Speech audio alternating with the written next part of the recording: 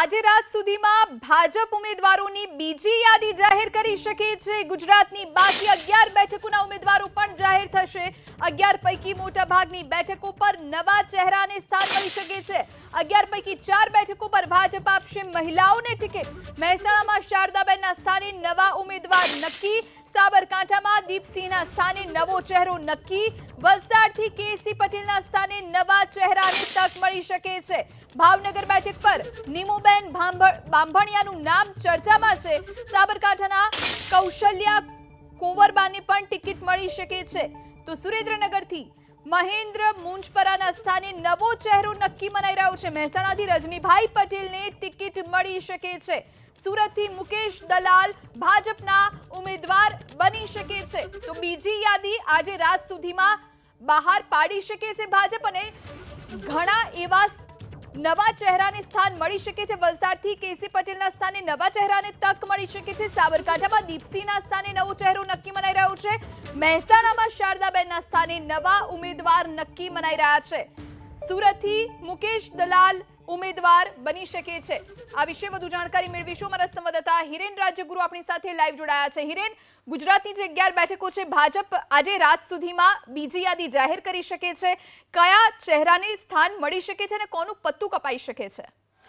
સૌ પહેલા ભાવનગર બેઠકની વાત કરીએ તો વર્તમાન સાંસદ ભારતીબેન શિયાળની જગ્યાએ નવો ચહેરો ભારતીય જનતા પાર્ટી મેદાનમાં ઉતારી શકે છે। અને અત્યારે હાલ જે માહિતી મળી રહી છે એ પ્રમાણે આ નવો ચહેરો નીમુબેન બાંભણિયા હોઈ શકે છે। નીમુબેન બાંભણિયાની કામગીરીની જો વાત કરીએ તો ભાવનગર મહાનગરપાલિકાના 2 ટર્મ તેઓ મેયર રહી ચૂક્યા છે। હાલ તેમની જવાબદારી જૂનાગઢ શહેર ભાજપના પ્રભારી તરીકેની છે। ભૂતકાળમાં તેઓ સુરેન્દ્રનગર જિલ્લાના પ્રભારી તરીકેની જવાબદારી નિભાવી ચૂક્યા છે।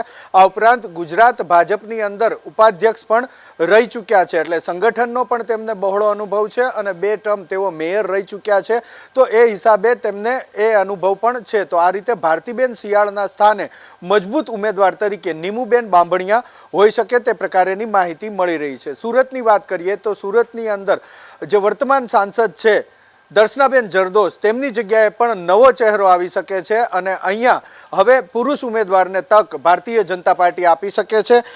મુકેશ દલાલનું નામ અત્યારે સામે આવ્યું છે કે તેમને ભારતીય જનતા પાર્ટી ચૂંટણી જંગની અંદર ઉતારી શકે છે। ભૂતકાળમાં તેઓ સુરત કોર્પોરેશનના સ્ટેન્ડિંગ કમિટીના ચેરમેન રહી ચૂક્યા છે। આ ઉપરાંત સુરતની અંદર જે ભાજપની અલગ અલગ લોબી હોય છે તો તે એક પણ લોબીની અંદર સામેલ નથી। ક્યારેય તેમના સામે તેમના નામનો કોઈ વિવાદ આવેલો નથી, એટલે એકદમ સ્વચ્છ પ્રતિભા અને સ્વચ્છ ચહેરો એ મુકેશ દલાલનો છે। અને એ જ કારણ મૂળ સુરતી છે તેઓ, અને તે ત્યાં તમામ સમીકરણની અંદર બંધ બેસે છે, એટલે ભારતીય જનતા પાર્ટી તેમને અહીંથી તક આપી શકે છે।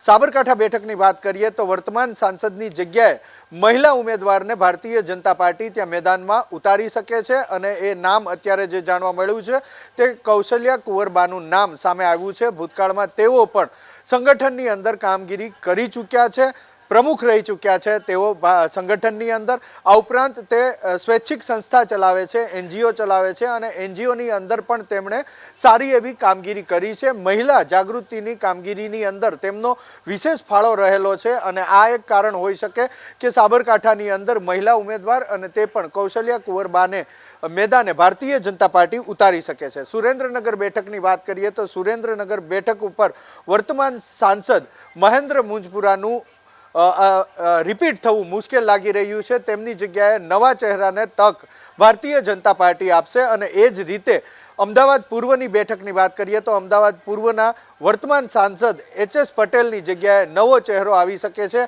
અને જ્યાં સુધી માહિતી મળી રહી છે ત્યાં સુધી અમદાવાદ પૂર્વની અંદર મહિલા ઉમેદવારને ટિકિટ ભારતીય જનતા પાર્ટી આપે તો પણ નવાઈ નહીં, કારણ કે આ વખતે 8 જેટલા મહિલા ઉમેદવાર ભારતીય જનતા પાર્ટી મેદાનમાં ઉતારવા માગે છે। તો વલસાડથી પણ વર્તમાન સાંસદ નું પત્તું કાપી અને ત્યાં નવો ચહેરો આવશે, એટલે કે કેસી પટેલની જગ્યાએ નવો ચહેરો આવે તેવી પણ પૂરેપૂરી શક્યતા છે। મહેસાણા બેઠકની વાત કરીએ તો શારદાબેન પટેલે અગાઉથી જ ચૂંટણી લડવાનો ઇનકાર કર્યો હતો, અને ત્યાં મહિલાની જગ્યાએ પુરુષ ઉમેદવારને ભારતીય જનતા પાર્ટી મેદાનમાં ઉતારી શકે છે। અને એ નામ જે અત્યારે સામે આવી રહ્યું છે એ નામ છે રજનીભાઈ પટેલ, ગુજરાતના પૂર્વ ગૃહમંત્રી રહી ચૂક્યા છે, સંગઠનની અંદર અત્યારે મહામંત્રી તરીકેની જવાબદારી નિભાવી રહ્યા છે અને સંગઠનનો અને ચૂંટણીલક્ષી કામગીરીનો તેમને બહોળો અનુભવ છે અને આ સમીકરણ કે મહેસાણા બેઠક એ પાટીદાર સમુદાયના પ્રભુત્વવાળી છે અને ત્યાં રજનીભાઈ પટેલને તક મળે તેવી પૂરેપૂરી શક્યતા હાલ સામે આવી છે.